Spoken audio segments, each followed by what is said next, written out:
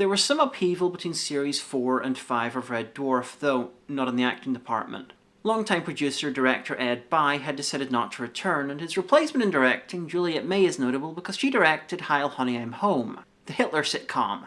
I'm a very, very bad Hitler.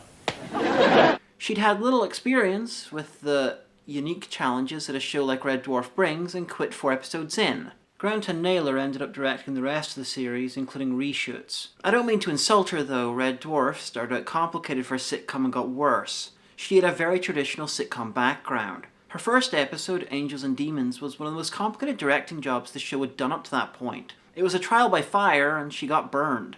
Apart from that, some extra cash and a couple of minor cosmetic tweaks, Series 5 is basically unchanged from Series 4. Rimmer's new outfit was based on Hollow Camille's from Camille. Red was chosen for her because it was so different looking than green, and they eventually decided that they liked it more than the green. Anyway, Series 5 aired from the 20th of February until the 26th of March 1992.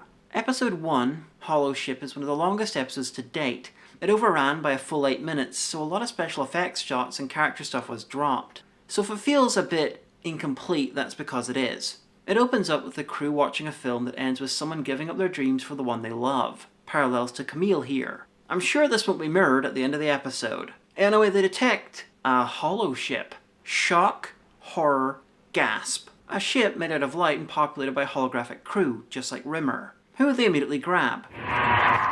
They've taken Mr. Rimmer. Sir, they've taken Mr. Rimmer. Quick, let's get out of here before they bring him back. The hollow ship's from several hundred years after Red Dwarf launched, so its technology is mind-blowing. They managed to build a whole ship out of perspex. Culturally, they've moved beyond family, relationships, and onto rules saying that they have to have sex twice a day. In short, Rimmer's in heaven. We only believe in sex.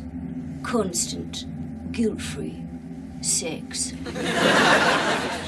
Poor Mr. Rimmer. I fear he is in great danger. There's a wonderful scene that I can't show you much of because of fair use. A crew member from the hollow ship comes over to report on the crew of Red Dwarf, calmly giving his insulting observations over a communicator. Phyllis sapiens, bred from the domestic house cat and about half as smart. Then Lister pulls out a cigarette packet and shows his displeasure. A human being, or a very close approximation. Lister to Red Dwarf. Displays evidence of spoiling for a rumble. He finishes up by threatening the guy with a hollow whip, a weapon designed to hurt holograms. I'm not surprised the guy didn't realize they had one, because they seem to get it much later in the series. Anyway, Rimmer decides that he wants to join the crew of the hollow ship. He'll have to not only prove himself worthy to join the crew, but defeat one of them in intellectual combat and take their place. Klingon promotion style. You have a 96% probability of failure. Rimmer has 24 hours to prepare for his matchup, which he spends having sex with Jane Horrocks. You make love like a Japanese meal. Small portions, but so many courses. Jane based her performance on her absolutely fabulous co-star Joanna Lumley. You can guess how this is going to go. Rimmer has to face her, he cheats by downloading Urkel into his brain, it fails, she pulls out because she's fallen in love with him, and he wins. He's going to join the hollow ship. I have come to regard you as people I met. Rimmer, though, didn't know who his opponent was. Oh, didn't you know? She was your opponent. Resigns and returns to Red Dwarf. He almost word for word quotes the film from the start of the episode, and it's over. I cannot believe I just said that. Horrocks is reinstated, and she and Rimmer will never see each other again. Okay, first problem with the episode's internal logic. What's to stop Rimmer's replacement in Red Dwarf from requesting a matchup and then being made to challenge Rimmer for a place in the hollow ship? I didn't mention it, but the others are arranging a replacement hologram. No, I think, I'm better off where I am. But you're dead. And meeting you guys has really made me appreciate it a whole lot more. And then, what if the next replacement did the same thing? As a crew member on the hollow ship, Rimmer wouldn't be sent back. He'd be turned off, like Horrocks was. It'd be like an exam-based battle royale. Anyway, another good one. Not as good as the high points of Series 4, but few things are. It's nice to have another romance, and to show some more depth to Rimmer. Underneath it all, he's probably the most well-developed of the characters. The hollow ship looked wonderful, and the guest cast, especially Don Warrington as the away team hologram, were great. Thanks to Enlightenment, evidence of primitive humor. The human has knowledge of irony, satire, and imitation. Next up is the Inquisitor, another personal favorite. It was inspired by the Terminator, in that it's about a time-traveling killer robot, but the twist the episode puts on the idea is truly special. It's one of Red Dwarf's best ideas. We open with the Inquisitor. Take a look at that fantastic design. That is a thing of beauty. Then at Starbug, there's a minor continuity issue as Rimmer's in his Series 4 costume, and Lister's reading the comic book adaptation of Virgil's Aeneid. Zap, pow, kersplat, die in bed, you Trojan pig dog, Ginyard. I see they've remained faithful to the original text. I'm sure Virgil would have approved. The Inquisitor takes control of Starbug and sends it back to Red Dwarf. On the way back, Crichton explains the Inquisitor. So I will too. He's a simulant from the far future who survived until the end of time. He took it upon himself to bring a time machine and visit everyone who ever lived, judging whether they were worthy of life and deleting those who weren't. That is the Inquisitor. He prunes away the wastrels, expunges the wretched, and deletes the worthless. We're in big trouble. He then replaces them with other versions of them. Unfertilized eggs, sperms that didn't make it. Told you it's a fantastic sci-fi concept. In another great idea, the Inquisitor has the ability to read and copy other people's minds and to alter his body, allowing their judge to be themselves. Oh, Smeg. Oh, Smeg indeed, matey. Rimmer survives, though, with his parents and upbringing. He can't see how he could have been anything else. Even though he literally met the man he could have been, so I really don't know why this argument works. Cat survives too, because he gives pleasure to the galaxy because he's such a beautiful ass. That's your case? You need more? Crichton and Lister fail, though. Crichton because he didn't choose to be selfless, he's just programmed to be that way, and Lister because he refused to take part. Spin on it. They're removed from time and replaced, but a second before they're about to be deleted, another Crichton arrives from the future and saves them. They escape with the Inquisitor's time gauntlet, and future Crichton is murdered. While I'm standing here explaining this to you, the Inquisitor jumps me from behind like this. And, like I said, Lister and Crichton have been replaced by potentials who never got the chance. So we're kind of spams-in-law. Yes, sir. Delicately put, sir. The Inquisitor murders the replacements, Cat and Rimmer, trying to get to Lister and Crichton. Luckily, they're able to trap him in a stasis field, allowing Crichton to use a time gauntlet to go back and close the loop. All in all, today's been a bit of a bummer, hasn't it, sir? Lister's left to have the final confrontation and reverse everyone's deaths, which he does, and I won't explain how. This episode is nearly a masterpiece. Everything from the concept, to the execution, to the music, to the Inquisitor's design just works. The Inquisitor doesn't just look good, he's imposing, and his angry Scottish-American Dr. Doom voice is just perfect. Why should we kowtow to his judgment? Because I have the power to snap your body in two like a dry reed. Good answer, man. Good answer. The fact that Jack Doherty, who plays him, is best known as a chat show host is the sort of trivia that makes it even better. It's even structured brilliantly. It starts out bad for the crew and just keeps getting worse until the hopefully unexpected way it resolves itself. There's the occasional continuity issue, like Rimmer forgetting that he did worthwhile shit in Hollow Ship, but this series, like Series 4, had its order changed in production, so that might not even count as a continuity error. The Inquisitor is one of the show's best ever episodes. Next is Terror Form. Starbug has crashed, again. Crichton's badly damaged, his legs are crushed, he's hearing voices. Remain calm, Crichton. This is your CPU speaking. And he has about an hour till death. Oh, Smeg. But he's a crafty one. He cuts his damaged but functional left hand off, removes his right eye, and improvises. Can you hear me? Okay. Now find an ore sample pod.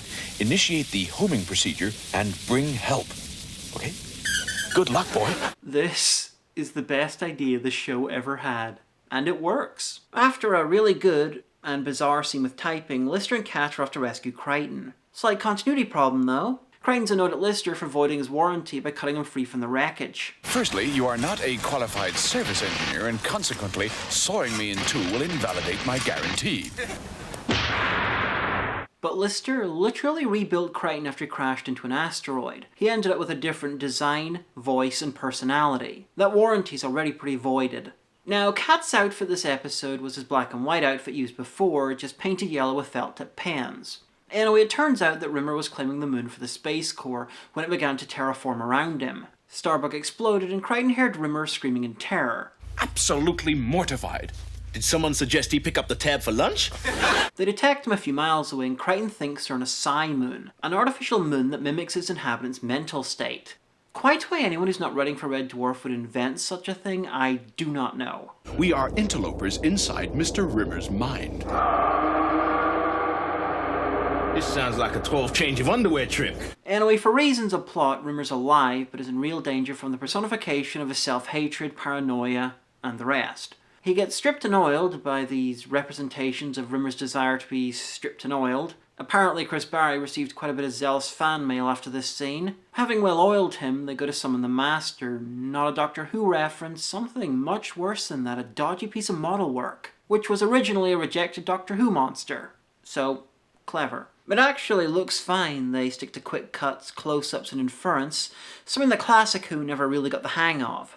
Lister, Cat and Crichton find a graveyard of Rimmer's best personality aspects, honour, hope, charm, etc., just outside the fortress of his mind. Perfect to use in the finale. Time to stage a rescue. Look, we've got two choices. Either we go in there with bazookoids blazing and try and somehow get them out of there, or we sit here like lemons and watch them get tortured. Anybody got any opera glasses? So he's eventually rescued and taken back to Starbug, but it can't take off. It's sinking into a swamp of sadness. Crichton realises that to achieve enough buoyancy to escape, they're going to have to make him feel good about himself. By any means necessary. It's true. They really do care about you. Quick, get in the cockpit. There's something very strange happening out there. Yeah, very weird. Rimmer's feeling good, and the spirits of his lost honour and self-confidence and whatnot have arisen to battle the hooded forces of self-hatred. Feel my blade, loneliness. May your foulness rot in hell. As they escape, you get one of the sillier technical flubs of the show, as you can see the crew in Holly's monitor for a couple of frames. This is another classic. The setup was a bit too ridiculous for my taste, but it was in service to a good cause. The story. It was just a way of escaping, wasn't it?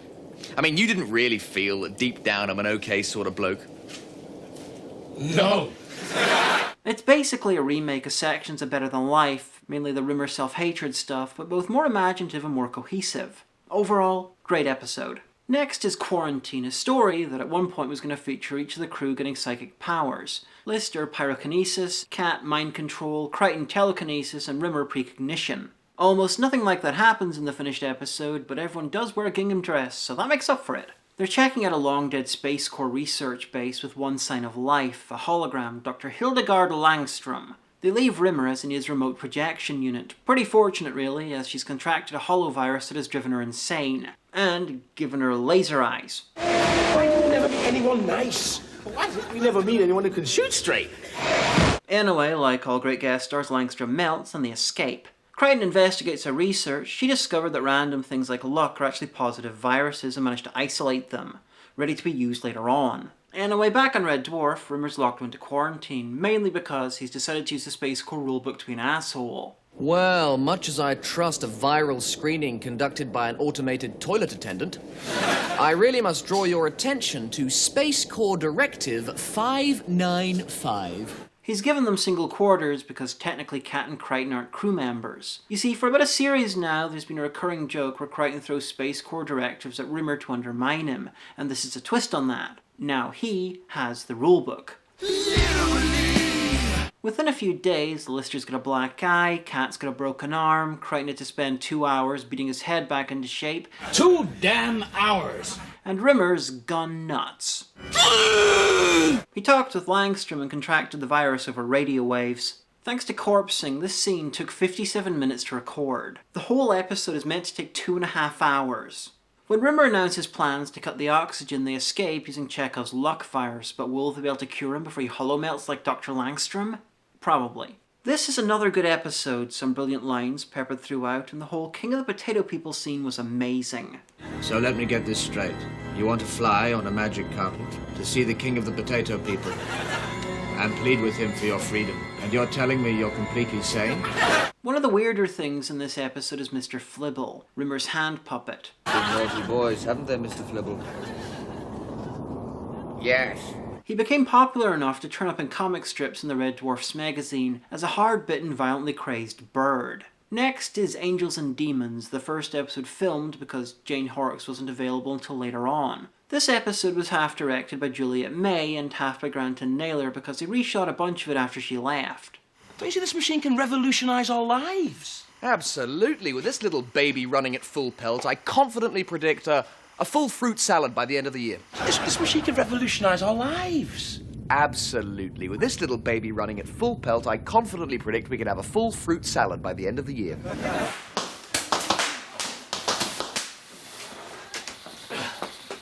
Nice experiment, Criders. What do you do for an encore? Neutron bomb juggling? Nice experiment, guys. What do you do for an encore? Neutron bomb juggling? Hey, guys! I think they're playing our tune, the Awooga Waltz. Anyone care to join me in a quick step? Let's go! Hey, guys, I think they're playing our tune, the Awooga Waltz. Anyone care to join me in a quick step? Let's go! Incapacitate me in a painless way! That was unnecessary. Unnecessary? Look what you did to my neckline. This stuff never springs back. Incapacitate me in a painless way! That was unnecessary. Unnecessary? Look what you've done to my neckline. This stuff never springs back. Crichton's adapted the teleporter from Meltdown into a triplicator. It's able to create 2 replicas of anything it's used on. One is out of perfection and the other is as horrible as it can possibly be. Oh, Smeg. It's as if the triplicator has extracted all the very best elements out of one duplicate and all the very worst out of the other. Obviously this goes badly in the long run and the ship destroys itself. To get that effect, they really blew up the model of the ship. The explosion created 2 red dwarfs, one perfect and one evil, and if they're going to restore the original, they're going to need parts from each one's triplicators. Why? Probably something to do with science. I've been to a parallel universe, I've seen time running backwards, I've played pool with planets and I've given birth to twins, but I never thought in my entire life I'd taste an edible pot noodle. That's another bit of continuity weirdness. He must have played pool with planets twice because no one's supposed to remember the events of White Hole. The crew's been triplicated as well, Alt Crichton and Lister from the Inquisitor doubling again as needed. These are our higher selves. They are the people we could have become if all the negative aspects of our characters were removed. You mean hippies? All the good ones are basically the same, new agey, pacifist, Enya enthusiast, but the evil one is where the imagination runs rampant. Lister's a constantly giggling, piratish guy, Cat's a saber-toothed tiger, Crichton's a bassist for Judas Priest, and Rimmer... Hello, my pretty. Rimmer is glorious. I'm going to lash you to within an inch of your life. And then I'm going to have you. Put a comment if when you clicked on this you expected rape to come up. Oh, and take a shot. The evil ones quickly start murdering the good and there was much rejoicing. Oh, it's exquisite, divine. What does it say to you, brother?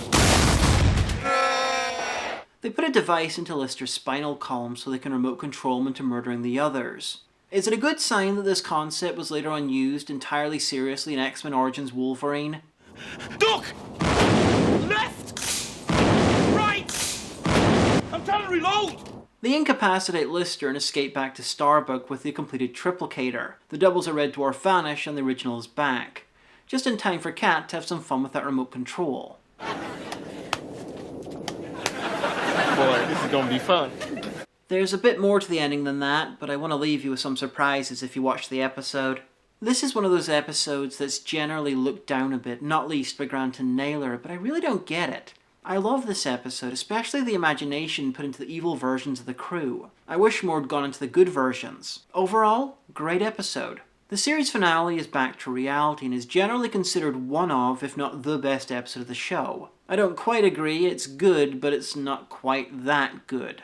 Starbug's under the ocean of a remote planet. They're investigating the SSS Esperanto, a ship that was cataloguing new life forms on the planet while it was being terraformed.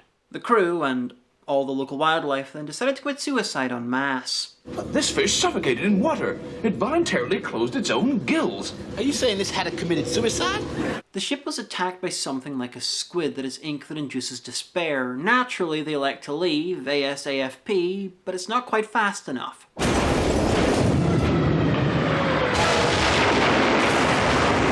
So it turns out that Red Dwarf is a VR RPG and they just lost. They've been locked in the game for the last 4 years and hopefully their real-life memories will begin to return in the next few minutes. They played terribly, so terribly that Wormtail from Harry Potter comes in to mock them about it. Lister was supposed to get Kachansky, Rimmer was a brainwashed secret agent programmed to be a prat, and they even missed the planet of the Nymphomaniacs. The planet of the what?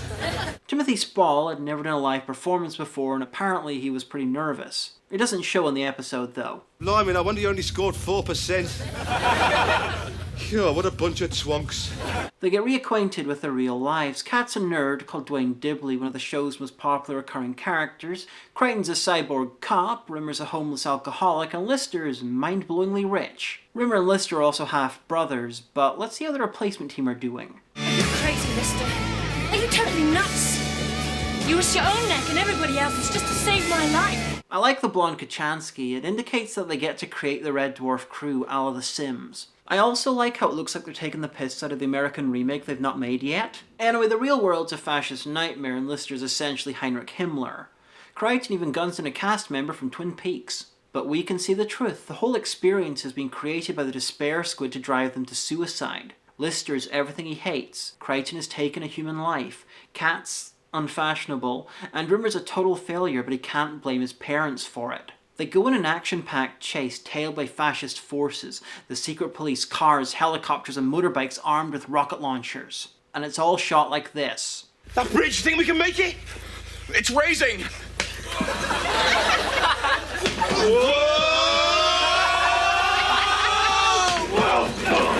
The ink is working though. Will Holly be able to reach them before they're driven to suicide? You'll have to watch the episode. Back to Reality is good. It's clever, even thought-provoking. It gives us character stuff without being massively dialogue-heavy. I just don't feel it's quite the best the show has to offer. The guest cast were excellent and the writing's still endlessly creative with sci-fi ideas. This is probably the best series so far, though possibly not as funny as a couple of earlier ones. You see, having rewatched this series, it felt like the comedy-sci-fi balance had shifted a bit further in favour of sci-fi. Not a bad thing, just a slight difference. Another change is Holly, in that there's almost none of her this series. That's sad. Hey Ridge Holly is the best Holly. After finishing Series 5, Grant and Naylor headed to the USA to try and turn Red Dwarf into an American success. And I'll talk about that in a later video. You might find my views a little bit surprising. Just under 3 million years.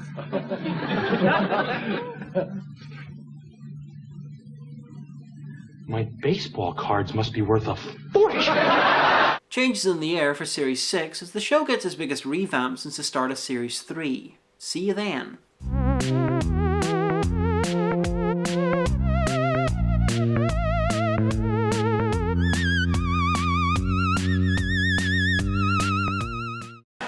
He better be history in 2 seconds flat. Thanks to enlightenment.